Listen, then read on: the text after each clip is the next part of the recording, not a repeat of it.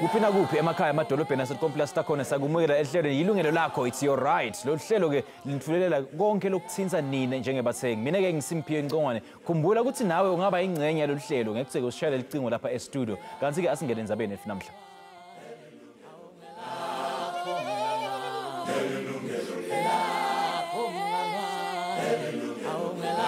Investing in a property can be a very tricky exercise that consumers need to do a bit of homework in. A Johannesburg investor faces a dilemma after buying a building which turned out to be one of the many hijacked buildings. He's just an example of many consumers who have had their fingers burned. There are still, costs, mainly legal costs, which have, since 2013 have ballooned to 1.5 million. Usomabhizinisi uKelvin wabona ibhilidi elifana naleli eBeria enkabeni yedolobha. Izindonga zaleli bhilidi zayidilikela nje. Kodwa kwabanye osomabhizinisi abafana noKelvin leli bhilidi ngaba yigolide. Bangalithenga balilungise libe lihle bese beqashisa. Kodwa ke akukuhle konke futhi akulula. Ngoba ukuthenga amabhilidi afana nalawa enkabeni yedolobha kungaba ugibe. Inkiyankiya yotaku lapho ungahle ulahlekelwe enkulu imali le. Ngoba ungahle uthenge ibhilidi elihijackiwe noma elinodlamvini abayiziqhwaga. Uhulumeni wakuleli ubhekene nempi enkulu yokubuyisa nokukhuculula izindawo zokuhlala emadolobheni. Nokuyilapho iningi lalamabhilidi selaphenduka izidleke zobugebengu. Umzekelo nje, idolobha laseGoli linamabhilidi acela ku300 okuthiwa ahijackiwe. Kulamabhilidi asengu25 kuphela asebuyiselwe kubaniniwo kuleminyaka nje emibili eyedlule. Lokhu nokho okuletha inhlasi yethemba kosomabhizinisi abafana noKelvin. If I were to walk away, it means that I've lost everything. In terms of legal costs, like saying now, but nakona, how do you walk away? You can't sell it because no one wants to buy it. Isiyisithupha iminyaka athenga ibhilidi eGoli, kodwa akaze alibhade khona. Uyesaba kunondlavini, kanti nabahlala khona bayenqaba ukuphuma. Bebe futhi bengayikhokhi nerent. Uthi usehambe izinkantolo kwaguga izicathulo. I-budget enganginayo then that I was going to refurbish for, imali engaka. Manje it's almost double what, so it's becoming costly because even mabe ngaphuma namhlanje ngeke ngikhonde abantu bangene lapho. So what I need to do is to work on it again, refurbish it, and that obviously will be much more expensive. Obviously not mentioning ukuthi kube kwangena abantu about 5 years ago, that will be the income. So my whole business has been affected by this project because it's a project that is not earning me an income. It's draining our resources because I still have to pay for it. Ukuthenga ibhilidi kudinga imali, kanti esikhathini esiningi kusuke kuyimali ebolekiwe. Sivakashele inkampani ebolekisa ngemali eGoli, iTrust for Urban Housing Finance, nokuyibona abenana osomabhizinisi ngemali yokuthenga amabhilidi asengcupheni yokuwa.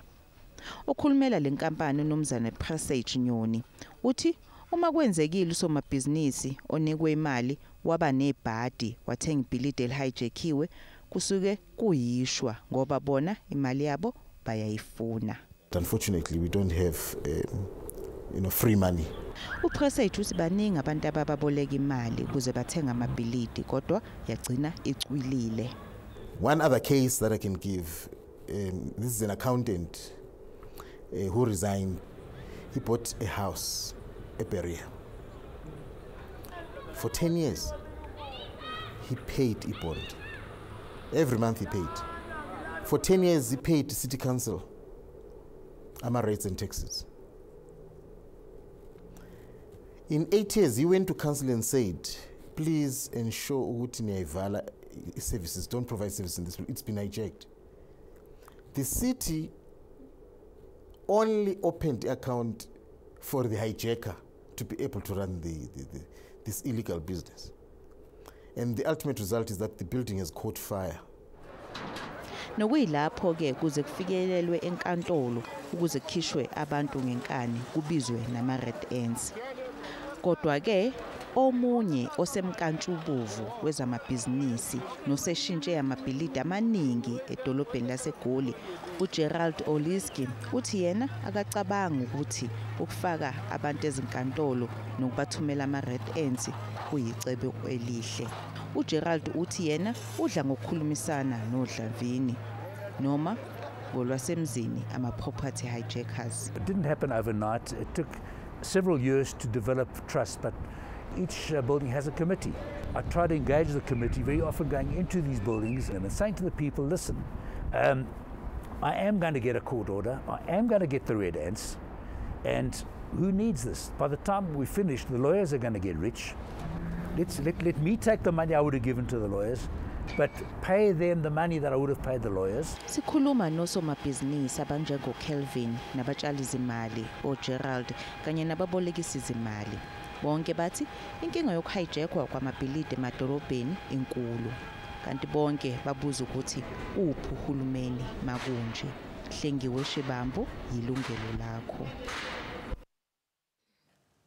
This has been a thorny issue for years. If you're a property owner, particularly in Johannesburg or in other cities, this is the show for you. Make sure that you tune in. Siyabonga ngalombiko leswendele ngumhlengiwe Shibambu. Manje khuluma kabandi ngale ndzaba yethu namhla asesimukele tivakashi tethu sinemeli Greg Vermaak lobuya ke Vermaak and Partners siphinde sibe nemeli ke futhi we advocate Victoria Ramala ubuya ke City of Johannesburg sinaye futhi na Gerald Oliski we property developer. A very good afternoon to you three and thank you so much for joining us. Welcome. Thank you for having us. Thank you. Gerald, I'm going to start with you. Sure.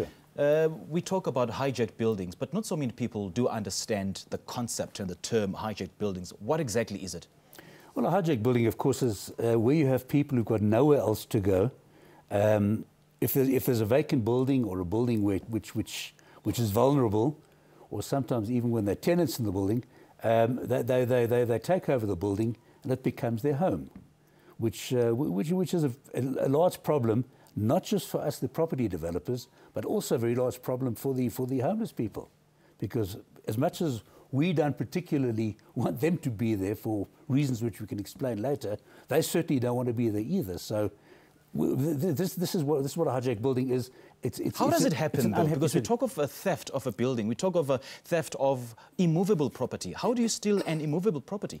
Well, okay. I think if we can go back historically, it's slightly political issue, but when I first got involved in the inner city,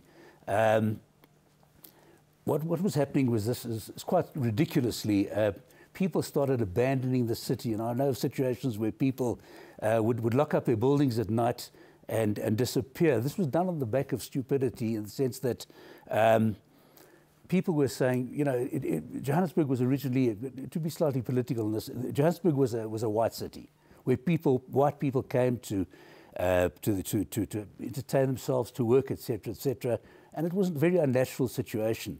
When we started normalizing, you know, through the late 70s, early 80s, even into the 90s, where black people started feeling more comfortable coming into the city, white people just simply abandoned it. Sandton was created. We see we look at Sandton. Sandton is got Italian architecture, English architecture, French architecture, to the exclusion of Africa. People fled stupidly, and they've left the vacuum. And you know, in the fear that, you know, here come the blacks and there goes the city, kind of ridiculous situation. Okay. They abandoned the buildings. I want to engage you more on abandoning of these buildings in just a moment. Now, Victoria, we've heard one of the property owners in the insert earlier on saying that the city could be perhaps complicit by allowing the hijackers of the buildings to operate or to go on with their account. You know, let me just say that what used to happen is that in property that has been abandoned, as Gerald has correctly indicated, you'd find that there is provision of services, city services. And normally what should happen is that the services need to be terminated, right? And once the services are terminated through the revenue department, the city's revenue department, what used to happen previously is that the occupiers would then go to the city, right? And request that they open a new account. Okay. That used to happen, but that has changed now. So what would happen is that they would go to revenue, they would request that a new account be opened so that they can be able to get the services. Remember, the city had to terminate because there was consumption and the city was not collecting, obviously because it's illegally occupied. So the action by the city to actually terminate that would actually lead to this occupiers not having or have access to the services. Then they would approach the city and request that a separate account, an account for services be opened, indicating that they would personally start paying into that account. But let me just indicate to you that that has changed for the past 1.5 years. Okay. It has changed. The city has come up with an intervention where we call Operation Buyamteto, whereby we've engaged revenue as well to say that unless it is the property owner, you shall not and you should not, because that is furthering the challenge that the city is currently facing of dealing with the property hijacking. Okay. And I think maybe if I could just add to what Gerald has indicated in terms of the... Please hold your thought. Okay. Now, please hold your thought. Now, Greg, I'm sure you must have dealt with so many of these cases. Are we seeing a rise or a decline? No, there's been a decline. I think, you know, further to what Gerald said earlier, the capital flight particularly in the early 90s left a lot of vacant buildings, essentially abandoned buildings, which were then basically inherited by other people. So they weren't hijacked in the overt sense, someone walking in with a gun and saying, I'm now in charge and collecting rental. They were simply occupied. Now, the city in 2001 started a very serious inner city regeneration program. They addressed bad buildings by the 100, and that caused a commercial turnaround in the inner city. What's the scale of this problem? How big of an issue is this? Or is it just unique to Johannesburg or different parts of the country as well? It does happen everywhere. I think the Johannesburg is bigger. The inner city was suffered in the 90s more than Cape Town and Durban, but it does happen. It doesn't happen elsewhere. The scale is less than you might think. There were hundreds of buildings in this position 15 years ago. There are now probably dozens or maybe scores. And I think one has to differentiate between the out-and-out bad buildings or hijacked buildings, as we're calling them, and rental boycotts, other issues, which do happen from time to time in ordinary buildings. So the things that you'll see in the press often are not necessarily bad buildings. They simply maybe a rent boycott, such as happened in the suburb of Windsor. Rental boycotts are still common. I want to engage the three of you about the signs that you should look out for, that this building is actually hijacked. But after the break, please stay with us.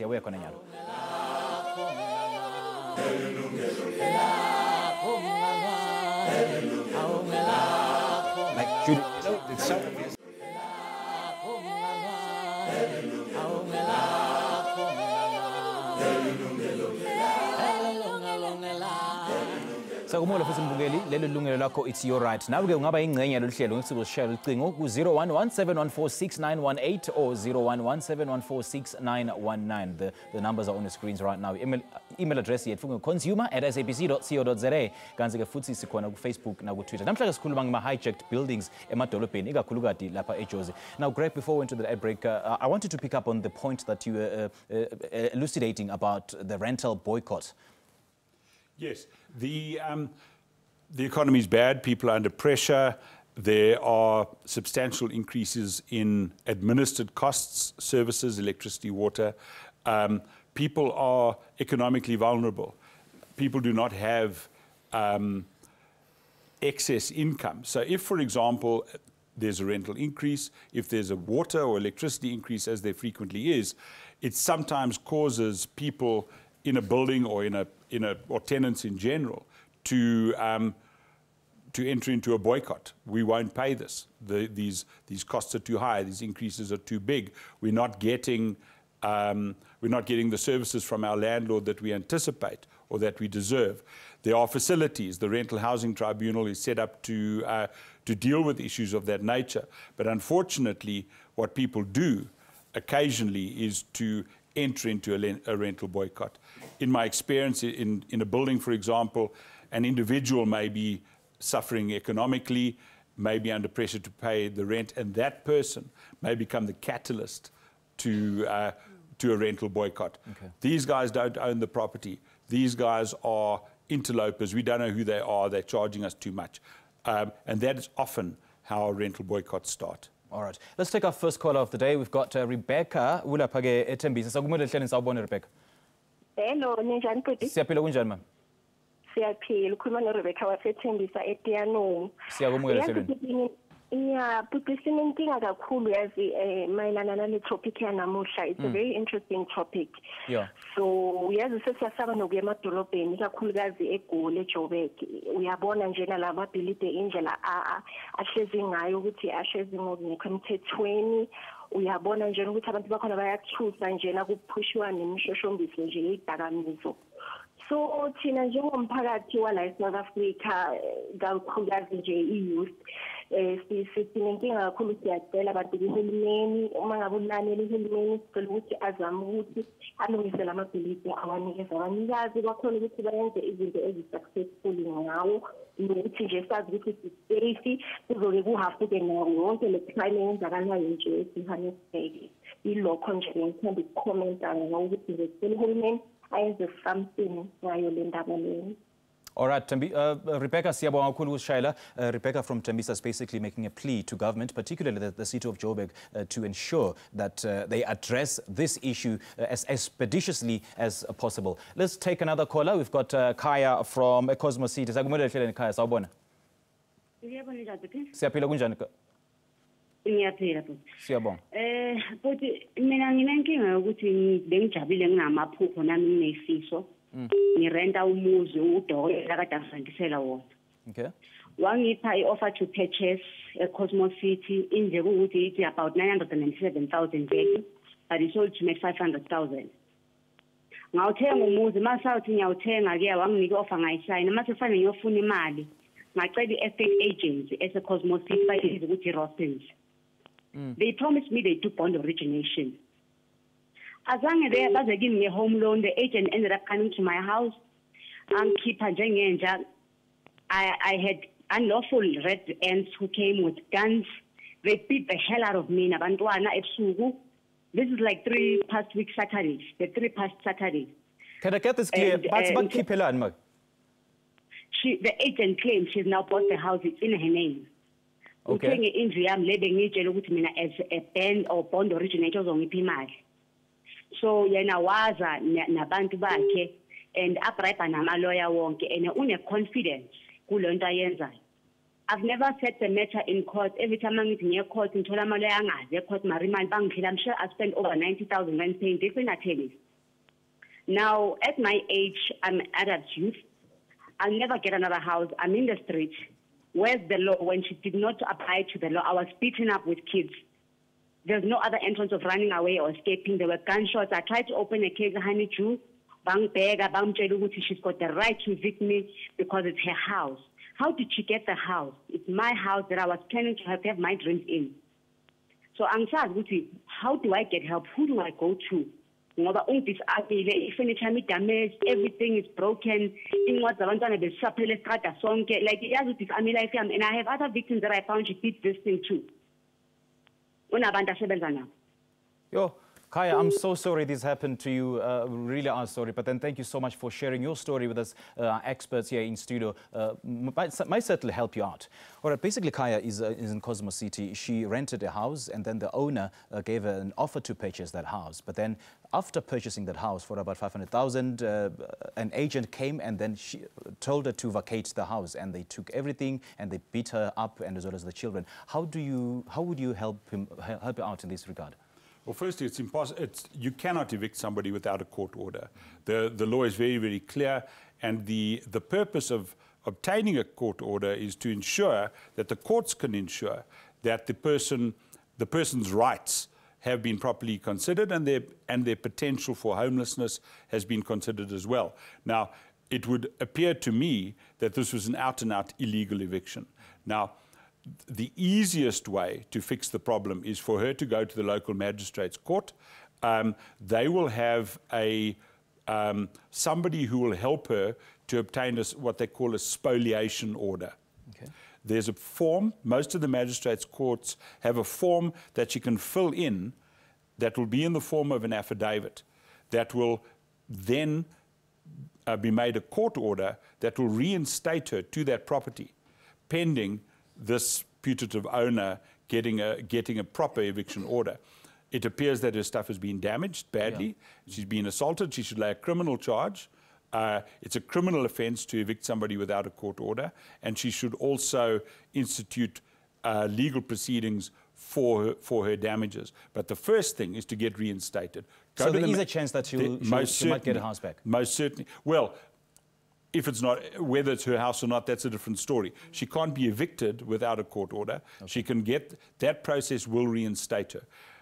If it is indeed not her property, or if the agreement of sale hasn't been completed for some reason, then the owner, if there is one, would have to get their own eviction order where these issues can be properly ventilated. But the system favours a person in the position of the caller. All right, let's leave it there for now. Please join us after this break. Don't go away.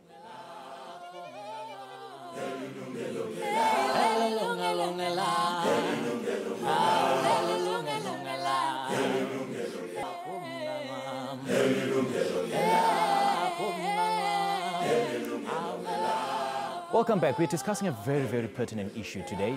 Uma kufuna kuba ingcenye yalolu hlelo ungasishayela ucingo ku-011-714-6918 noma ke 011-714-6919. You can also email your thoughts about our shows to consumer@sabc.co.za or catch us on our social media platforms. And speaking of which, we do have some messages that have been coming through on our social media page. Let's take a look at them. Ricardo Mabaso uthi only government can solve this. Lamabhilidi aletha izinkinga zobugebengu, abantu abadayisa ngemizimba, izingane ziyadlwengulwa. Only government can solve this and no one else. Temba Zizijama says, it's so sad and shocking to hear that hijacked buildings and properties being acknowledged by our government, but fail to take drastic measures to stop it. And to make things worse, most of these hijackers are foreigners. Palesa says, government must do something about this. Thank you so much for your Facebook messages. Let's now take our discussion further. Now, would you comment on some of these messages? Yes. Firstly, I fully agree with those messages. However, I think what we've got to take into account is that the hijackers are not the perpetrators. They're very much the victims, in the sense that they find themselves in these buildings, not because they want to be there, but because circumstances place them there because they have nowhere else to go. These are desperate people. When we say the government must do something about it, I agree 100% that they must. But it's not to go and deal with the hijackers. It's to deal with the problem. And the problem is this, is that... How does government deal with them? Okay, you know, the first thing is this, and this is not rocket science, is that the taxpayers have paid huge amounts of money, which unfortunately gets siphoned off to all sorts of irregular places. I looked at the Sunday Times yesterday, and I see that the Road Accident Fund, which is a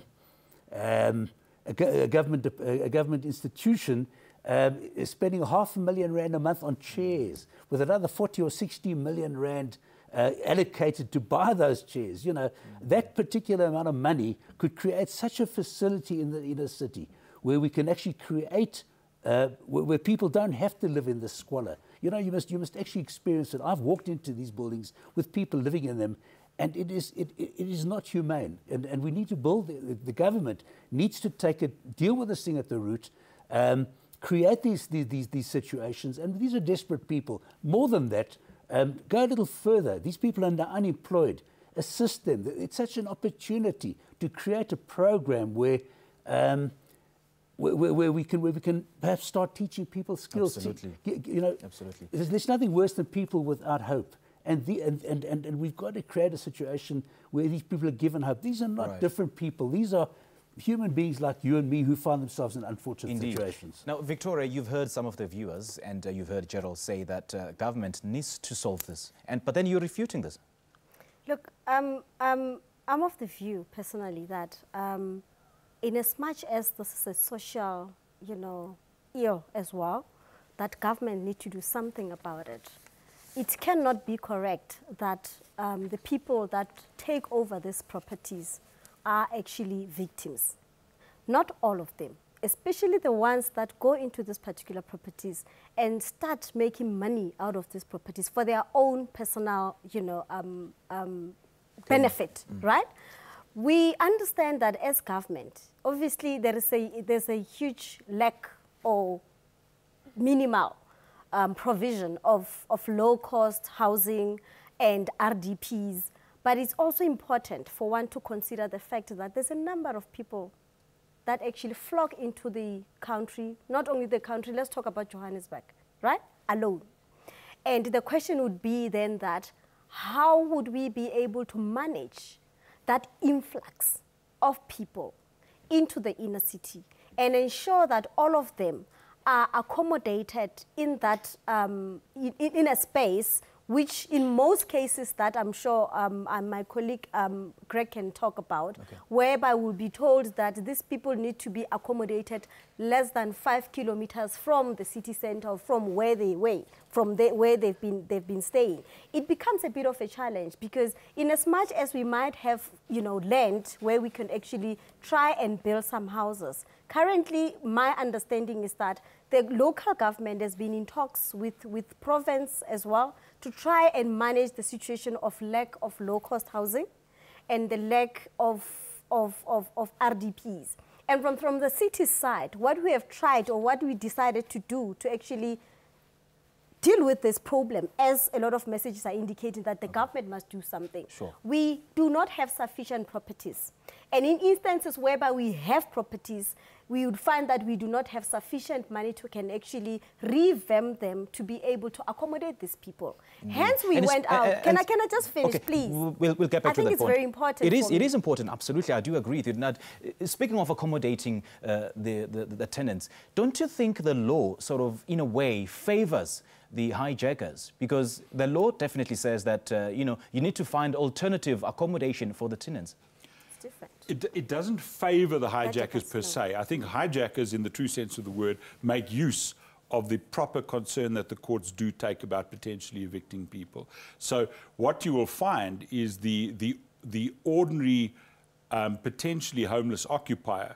The system is sympathetic to that individual. It will not evict that individual should that person be in danger of homelessness. But the building owner, until they find alternative accommodation for the tenants, there's nothing they can do. That's correct. Let me say, though, that there is no doubt that those who are rental boycotters, those who are perhaps collecting rent from these poor individuals, they do take advantage of the system. The system can be very, very slow. We saw Mr. Maseko on the insert earlier on.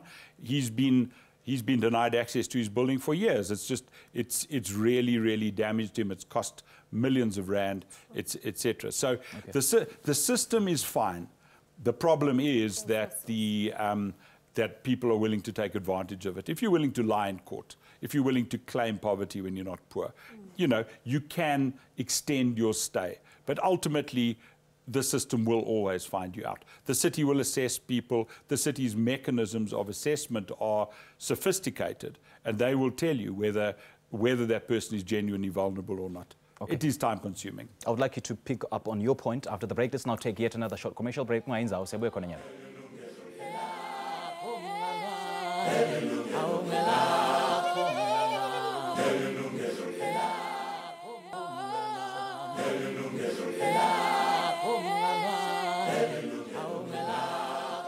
Sawumola futhi mbukeli kuba ingcenye yenkulumo yethu namhla ungashayela licingo ku 011-714-6918 noma ke 011-714-6919. Numbers are on your screens right now.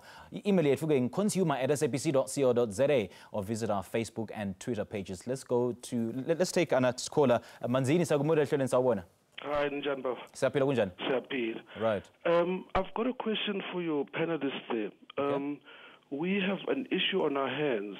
My mother-in-law has a property that she inherited from her mother. So it was their family home. It's in her name, the title deed is in her name. In 2007, she decided to rent it out to a family who was paying rent over without an actual formal lease. So around 2016, October, she decided to stop paying rent. Then we approached a lawyer to evict her. So we gave her 3 months' notice. After that 3 months, she basically started to deny that she's ever received any letters and that she was going to be evicted. And then she started claiming that she bought the house from my mother-in-law's brother, who then passed on in October. So we're not able to get any information from her. So we are now trying to evict her, and we don't know what to do because she refuses to leave. We're trying to approach lawyers. They're telling us there's nothing we can do about it. We need to go to court, so we just don't know what to do. Manzini, thank you so much for your call. Greg, do you want to help him out? Yes, Manzini. I think the family title houses are always a little bit tricky. It seems to me, though, if I'm right, that this was a third-party tenant. It wasn't a family member. Am I right in that? Yes. Manzini? Yes, it's a third party. You're right. Okay. So the fact of the matter is this person entered by way of a lease. Even though there's not a written document, it is a lease. That lease is capable of termination. She can't claim anything without any proof. You can't transfer property in this country without a written document. So exactly. her allegation of having bought it from your mom's brother, that simply won't stand up. Unfortunately, you're going to have to persist with the legal process. You will be able to demonstrate, I'm sure, that she paid rental for some period of time, yes, and ultimately you will be able to get your eviction order. I think there's little prospect of that defence succeeding. Okay, thank you. Best of luck. All right. Manzini, all the best. Thank you so much for calling us. Maybe, Victoria, you want to weigh in on this? On this issue. Yes. You know, look, we receive a number of matters similar to this. Greg is correct that they would not be able to transfer the property with the title deed. We do know, however, that there are instances whereby people will transfer properties fraudulently. Yes. We find ourselves investigating cases whereby the individuals from deeds are implicated, from city are implicated, you know, for the clearance certificates and so on and so forth. We have a case already that is in court that had an attorney arrested, an official from deeds as well, whereby they colluded among themselves and corruptly managed to get documents and be able to transfer a property which... Yeah, how does that happen? How do you fraudulently transfer a property? Look, it's either they would have a document that is fraudulently reproduced, or they pay somebody internally, either at DITS or at the City of Johannesburg, because remember, for a property to be transferred, you'd have to have what you call a clearance certificate, which is only released once the clearance figures have been paid into the city's account. So you'd find that sometimes you'd find that they just come up with a fraudulent clearance certificate where the city knows nothing about. And for some reason, they manage to manipulate the system at this office as well. Or you'd find that they've got a contact person at the DIS office as well, whereby they are able to transfer the property. And in most cases, what we found is that when we investigate, you'd find that the actual file for that matter is nowhere to be found. for simple reasons. It can't be existing because there was never an offer to purchase. There was no documents that actually, the trail documents that should actually lead to the transfer of the property. And having said that, Gerald, earlier on, I wanted to engage you on the signs that how do you tell that a building is actually hijacked? You're saying that you can also buy a building, like as a property developer, you can also buy a building that's hijacked. Do you know that that building is Well, hijacked? look, you know, if one ever buys a property, you're going to do a due diligence on it. That should come out immediately that the property is hijacked. We buy many hijacked buildings. You know, in fact, because of the hijack, we buy them from the registered owner, of course, not from the hijackers. That makes you complicit then in this? No, not at all. Not at all. Not at all. We buildings. buy it from the. No, on the contrary, perhaps I could tell you the way we operate is that we buy the buildings from the registered owner, the genuine owner, knowing that the hijackers in there. We don't use legal means. You know, we don't go to court and all sorts of things to address the difficulty. We actually engage the people, the squatters in the building, and we identify that normally there's a committee. It's quite amazing. They were pretty well organised, and no, but and what I'm describing you now is not a process that happened overnight. It took us several years to gain the trust. But instead of paying, no disrespect to Greg over there, who I have the greatest respect for, but you know, rather than give the money to the lawyers, we work on the basis it's going to cost us $500,000, $750,000 rand to get the process where we evict the people. We rather approach them and say, guys, how many are you here? Let us divide that money amongst you, and we on a friendly basis, amicable basis, we actually clear the building with their cooperation. In some cases, in fact, not all, there's exceptions, but in some cases, it gives people a new start in life. In other cases, by the way, they go and occupy another building. We don't for a minute say we actually solve the problem. We're just relocating. It's not, you know, with respect, I think we have to address the public sector about solving it. But very often we have repeat customers. Right. You know, we go to the next building and we have people that we recognise from before. But that's a good thing because there's trust. And they say, how much is it this time? And I guess trust is key in this conversation. But there's a lot of trust in the city. Let's now take our final ad break. Aslanga futhi masibuye.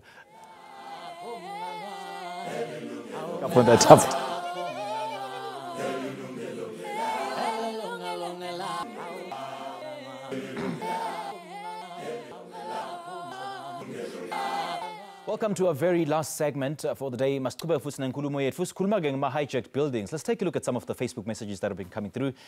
Mlungisi Mhlanga says, there's no government to solve buildings. Let the SAPS and the CIDs do their work. South African Police Service is very weak and lazy. I mean, they were reshuffling the cabinet, but never thought of reshuffling the police.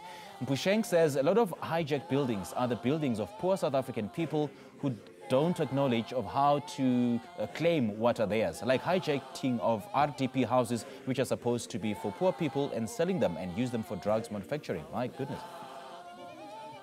Kosiazi says, if there was a well-known consumer protection, this would have stopped. Well, thank you so much for your Facebook messages. I want to engage you on some of these messages that have been coming through. Gerald? Yes, look, I can support that. You know, and I think Rebecca, a little earlier in the session, also touched on it. You don't get assistance from the SAPS. You know, it's really important that they do their work, you know, and they support it.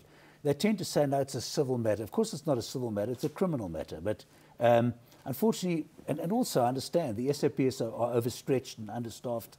And therein lies another problem that also needs addressing. But certainly, I completely concur that we need a stronger police force to assist the people who are being abused like this.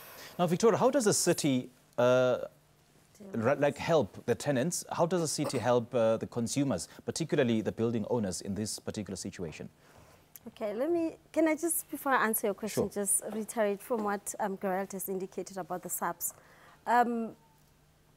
It's been accepted that this is a bigger problem from the SABs side as well. So as the city of Joburg, we had some engagement with the SABs, where the Provincial Commissioner of SABs, whereby now the decision have been made that they would have to deal with hijacked buildings across Gauteng, not only in Joburg.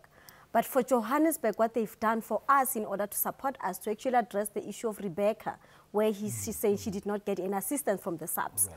From the city of Johannesburg, the SABC has came into, you know, a working relationship with us, whereby they've given us about 3 detectives, totally committed to investigate the issues of property hijacking. Meaning any issues in relation to property hijacking, they don't necessarily have to go to the police station, like you said, because the police will tell them that it's a civil matter.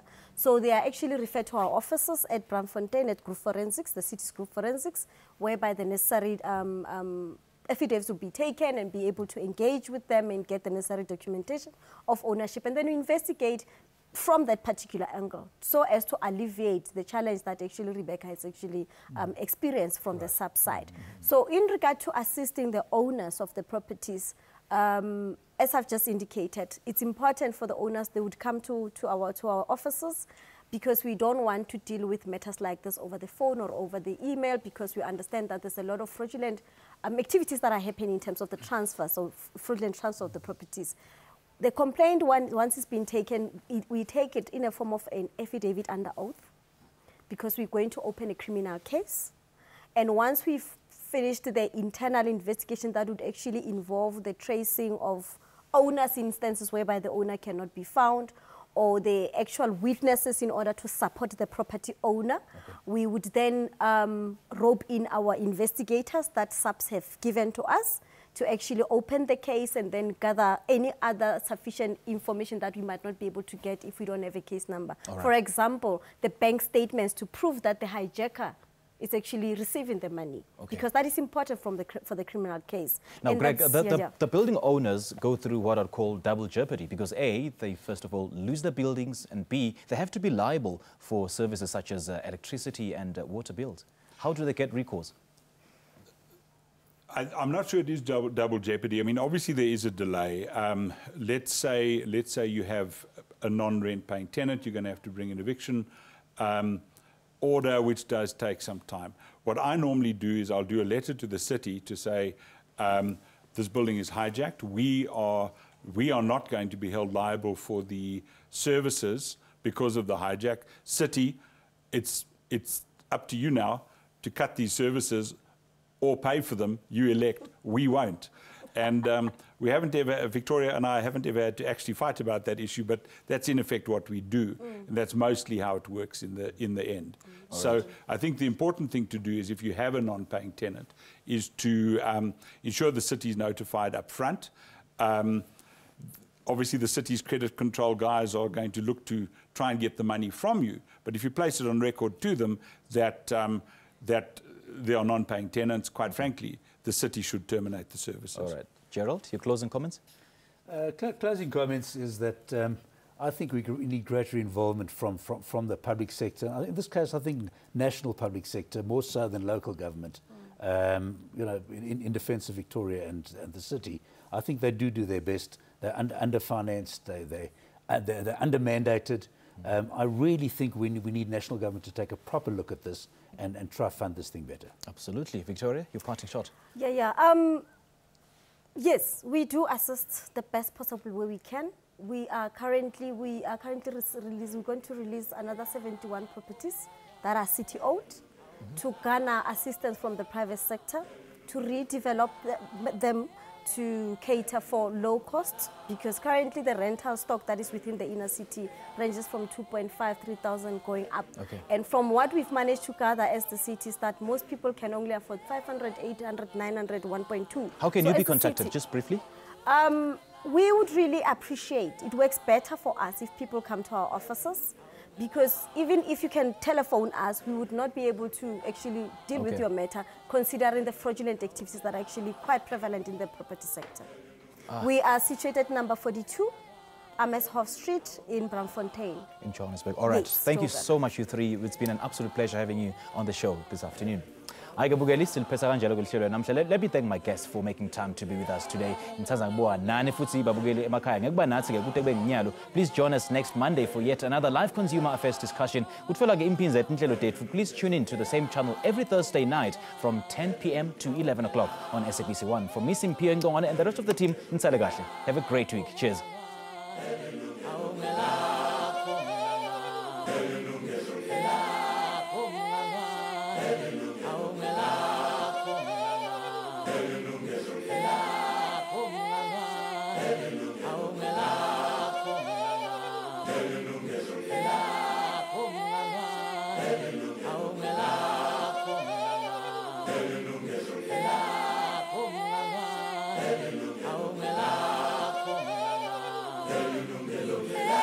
Yilungelo Lakho.